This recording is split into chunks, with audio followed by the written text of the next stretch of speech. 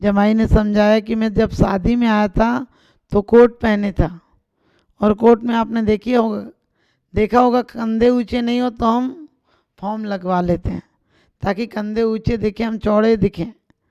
तो उसने कहा कि उस समय तो शादी में आया था, कोट पैंट में था, मैं ऐसा ही हूँ।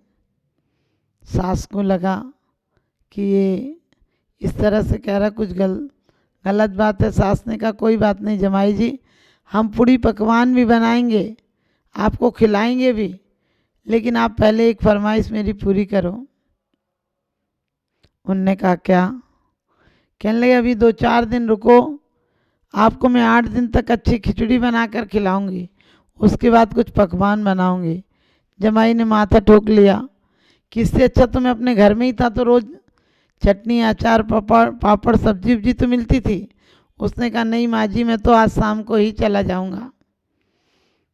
सास ने खिचड़ी बनाई, बहुओं से कढ़ाइयाँ अंदर रखवा दी और खिचड़ी बनाकर सास बहुत कपटन थी, बुलाकर जमाई को पंखा जल जल कर खाना खिलाने लगी।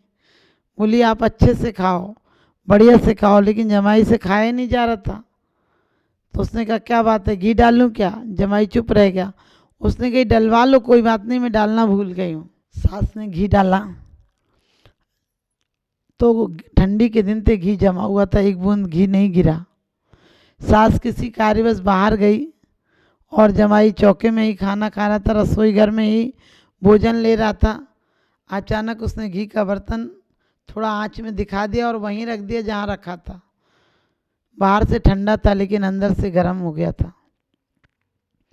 सास ने फिर कहा कि जमाई जी खाना नहीं भा रहा क्या? उसने कहा खा रहा हूँ धीरे धीरे, मुझे मेरी माँ की याद आ रही है। सास ने प्यार लुढ़काते हुए बोला, प्यार बिखेरते हुए बोला कि आपकी माँ घी डालती थी और मैं भी डाल देती हूँ। और उसने लिया और दोबारा घी का बर्तन जैसा पहले उल्टा किया था वैसे ही कर दिया। उसे पता नहीं था कि चालाक जमाई ने उसे आँच दिखा दी थी, वो अंदर से पिघल गया था। जैसे उसने घी डाला वैसे ही घी डालते कि वो घी पूरा गिर गया। अब सास की आत्मा तो तड़प उठी, सोचने लगी इतने घी में तो मेरा पूरा परिवार खा लेता, इसने क्या किया मुझे पता ही नहीं चला, कब इसने घी गर्म कर दिया और कैसा कर दिया, पूरा घी चला गया। सास लेकिन कुछ कह तो सकती नहीं थी। सास ने जमाई से कहा हमारे यहाँ की एक रस्म होती है। जमाई ने कहा कर लो पूरी जो होती हो। उसने कहा पहली बार जमाई आता है तो सास और जमाई एक ही थाली में खिचड़ी खाते हैं। जमाई ने कहा ठीक है। अब सास ने खिचड़ी ली और 2 चम्मच और गरम खिचड़ी उसमें डाली और उंगलियों से घी एक तरफ करने लगी। घी पिघल गया था गरम खिचड़ी में, उसने घी एक तरफ कर लिया और घी करते करते उंगलियों से घी एक तरफ करती गई और कह रही थी तुम्हारी माँ मेरी बेटी को ऐसा कहती है, तुम्हारी बहन ऐसा कहती है, तुम्हारी भाभी ऐसा कहती है। और एक बार तो बोली आप तो कुछ कहते ही नहीं, आपको कहना चाहिए और अपने घर को ऐसे समेट कर रखना चाहिए। ऐसे बोला ही था कि घी पूरा एक तरफ हो गया। जमाई भी बहुत चालाक था, बहुत होशियार था। जमाई तो जमाई होते हैं, जमाई उन्हें कहते हैं जो जमा जमा के कमाई करो फिर उन्हें इकट्ठी दे दो।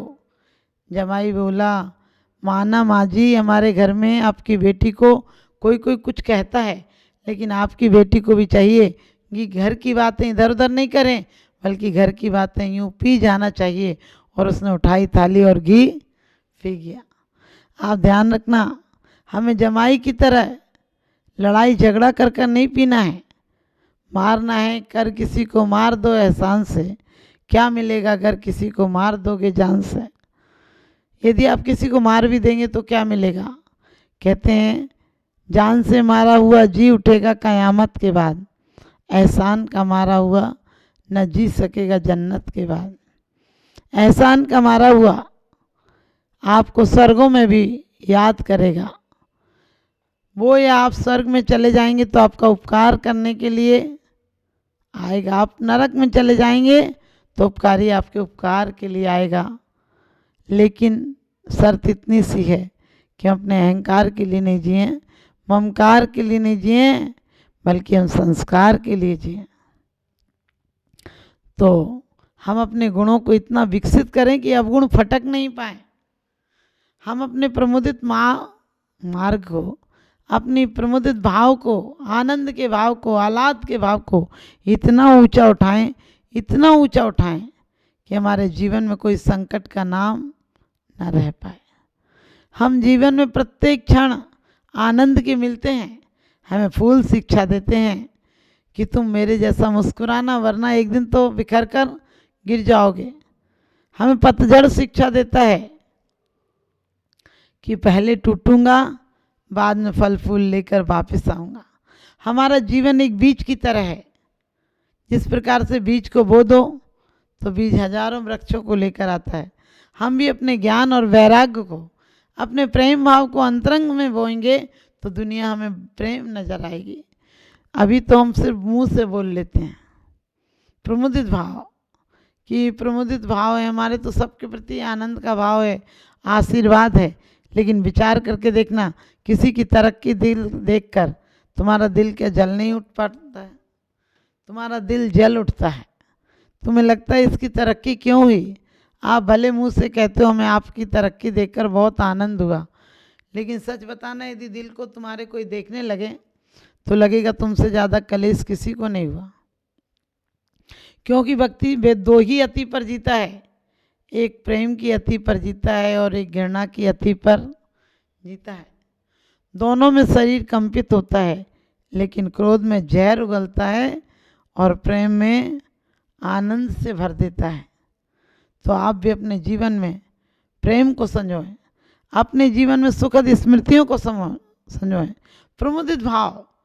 क्योंकि पहली प्रार्थना यही है कि भगवान के प्रति धन्यवाद का भाव आए कि परमात्मा, मैंने तो कुछ नहीं किया था, मुझे घर, समाज, जाति कुछ पता नहीं था कौन सी मिलेगी, लेकिन आपकी असीम अनुकंपा देखो कि मुझे जैन कुल मिल गया और भरत क्षेत्र जैसा आपको क्षेत्र मिल गया, साधु संगतियों की समाधि करने का मौका मिल गया, साधुओं के सानिध्य में समाधि करने का मौका मिल गया, जिनवाणी मिल गई और अरिहंत प्रतिमाओं का दर्शन हो गया।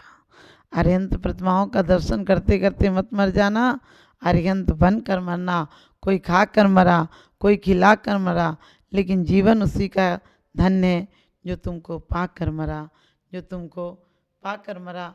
तो अपने आप को प्रमुदित भाव लाएं, प्रत्येक क्षण आनंद से भर जाएं। प्रकृति को देखें, पदार्थ को देखें, इंसान को देखें, जानवर को देखें, एक इंद्री को देखें, आप में सिर्फ प्रेम हो, प्रेम बिखेर सकते हैं आप, घृणा और कलेश नहीं बिखरेंगे। प्रमुदित भाव और माध्यस्थ भाव।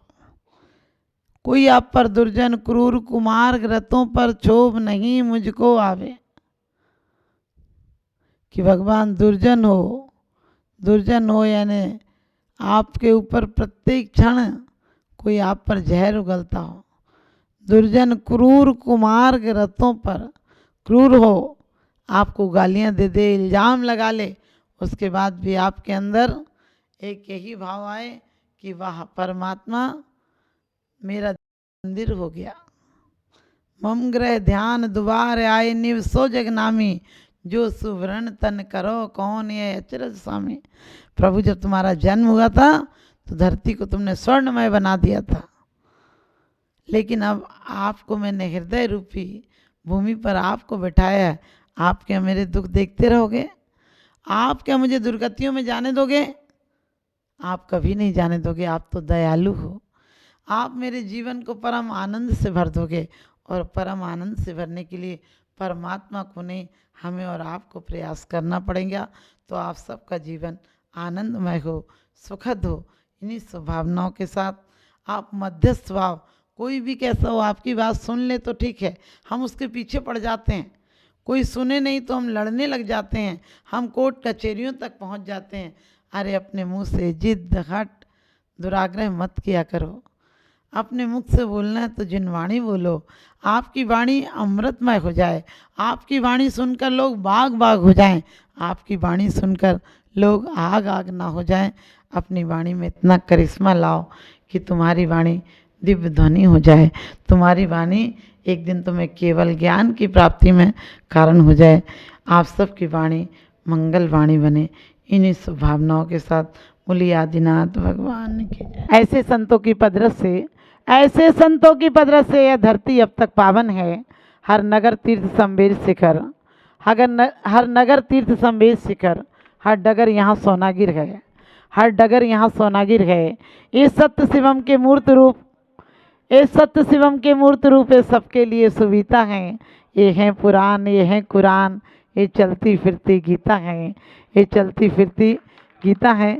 ऐसे परम पूज्य आचार्य श्री प्रज्ञ सागर जी महाराज जी की, सौभाग्य सागर जी महाराज जी की, ज्ञान भूषण जी महाराज जी की, समस्त मुनि संघ की। मुस्कुराती सुबह शाम में ढली होती है, मुस्कुराती सुबह शाम में ढली होती है। जिंदगी की पीठ पर मौत लिखी होती है।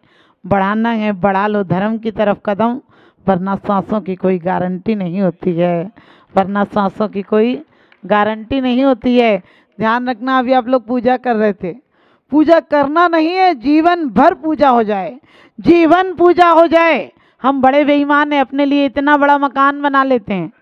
एक एक व्यक्ति अपने लिए पर्सनल मकान बना लेता है और पूरी समाज मिलकर एक मंदिर बना देती है, धर्म को संकुचित कर देती है। पूरे लोग अपने जीवन के लिए ना जाने कितनी सुविधाएं जुटा लेते हैं और मंदिर में सुविधाएं मांगने के लिए चले आते हैं। मंदिर में सुविधाएं नहीं, साधना मांगने के लिए आओ। परमात्मा से क्या मांगना है? जो मौत छीन लेगी। अभी आपने विधान में पढ़ा था कि भगवान आप अंतरंग और बहिरंग लक्ष्मी के धनी हो। ध्यान रखना, मांगना तो मांगना ऐसा, लोग कहते हैं हम सुंदर दिखें। कितनी अच्छी बात कही है कि वाव में तुम सुंदर सर्वांग शत्रु समरत नहीं कोई, भूषण वसन गदादि ग्रहण काहे को होई। ध्यान रखना, इस रूप को निहारोगे तो रूप एक दिन कुरूप हो जाएगा, शरीर एक दिन बदसूरत हो जाएगा। क्योंकि मैंने हवा के शौक से खोली थी खिड़कियाँ, मैंने हवा के शौक से खोली थी खिड़कियाँ, सारी गली का गंध मेरे घर में आ गया, सारी गली का गंध मेरे घर में आ गया। ध्यान रखना, आपने भी तो जन्म को पाया था, लेकिन जन्म हर कोई को मिलता है, जीवन किसी किसी को मिलता है। जो जीवन को महान पथ पर लगा देते हैं उनका जन्म कल्याणक हो जाता है, उनकी जन्म जयंतियाँ हो जाती हैं। और वरना तुम्हारा तो जन्म, हम जितने भी वर्षगांठों के भरोसे जिंदगी ये कट गई, जो मिली थी वो भी आकर मोहल्लतों में कट गई। ध्यान रखना, हम सिर्फ मांगते रहे। लोग आज पति पत्नी लोग सोचते हैं हमने बहुत तरक्की की। मैंने कि क्या तरक्की की? कच्ची सड़कों से पक्की सड़कें कर लें, इतनी तरक्की। क्योंकि आज फेसबुक है, व्हाट्सएप है और उंगलियों पर सारा जहान है। लेकिन सच बताना, प्यार से भरी आत्मा कहाँ है? प्यार से भरी आत्मा कहाँ है? आज हमने बहुत तरक्की की, बड़े मकान बनाए, बड़े लॉकर ले लिए, गाड़ियाँ ले ली, लेकिन इन सबसे ज़्यादा हम अशांत हो गए। अशांत क्यों हो गए? क्योंकि पहले आदमी इतना अशांत नहीं था। अब ज्ञान भी बढ़ता, ज्ञान मतलब वो ज्ञान नहीं बढ़ा, विज्ञान का ज्ञान बढ़ गया। धर्म का तो अनुभव होता है, धर्म का अनुभव बढ़ जाएगा तो हमारे जीवन में शांति आ जाएगी। क्योंकि लोग कहते हैं नारियां क्या कर सकती हैं। मैंने कहा कि माना कि नारियां कुछ नहीं कर सकती हैं, लेकिन नारियां जब तीर्थंकर को पैदा कर सकती हैं तो नारियां क्या नहीं कर सकती। जितने महापुरुष होते हैं सबको आश्रय किसका लेना पड़ता है? नारी का लेना पड़ता है। नारी वो गुरु है जो संस्कार देकर परमात्मा बना देती है और संस्कार से विहीन हो तो शैतान बना देती है। ध्यान रखना, नारियां वो हैं जो बीज हैं। लोग कहते हैं नारियों का धर्म में कोई अस्तित्व नहीं। मैं कहती हूँ जितने लोग मंदिर आते हैं वो भी नारियों के धक्के से आते हैं, नारियों के धक्के से आते हैं, नारियों को पहुंचाने आते हैं। क्योंकि नारियों में वो शक्ति है कि देवताओं के आसन कम पायमान कर देती है। ध्यान रखना, अग्नि का नीर कर देती है तो द्रौपदी का चीर बढ़ जाता है। क्योंकि देवों के आसन यदि नारी एकाग्र हो जाए, नारी समर्पित हो जाए तो आपको पता है परिवार को परिणामों में बदल देती है। जब तक नारी रूप धूरी ना हो घर में, तब तक घर नहीं होता है। मकान हो सकता है, ऑफिस हो सकता है, फैक्ट्रियां हो सकती हैं, लेकिन मकान घर बनाना हो तो मकान के बीच में औरत होना जरूरी है। और औरत का ये सोचना हो कि हम दो हमारे दो, हमने कि बुढ़े माँ बाप को गोली मार दो, अरे वो नहीं होते तो तुम दो कहाँ से आते। इसलिए ध्यान रखना, मनोवती के चरित्रों को पढ़ना, मैना सती के चरित्रों को पढ़ना, जो अपनी सास की सेवा के लिए अपने पति के साथ गई नहीं थी। सीता कांटों के पथ पर सीता आगे आगे चलती थी, राम को ना चुप जाए कांटे पैरों तले मसलती थी, खून में यदि पैर रंगे हो मेहंदी रंगी समझती थी, राम सदा निर्दोष बताए सारी विपदा खुद झेली, वर्तमान की सीता देखो पल में करे फजीता गए, और तुमसे ब्याही करम फूट गए रो रो जीवन बीता है, और ऐसी सीता से तो भैया वैसे ही तू रीता गए, और नाम रखा लेकर ये सीता चलचित्रों की सीता है, चलचित्रों की सीता है। लोग कहते भगवान पैदा नहीं होते, मैंने कहा भगवान कल पैदा हो जाएंगे, तुम त्रिशला का दिल तो पैदा करो।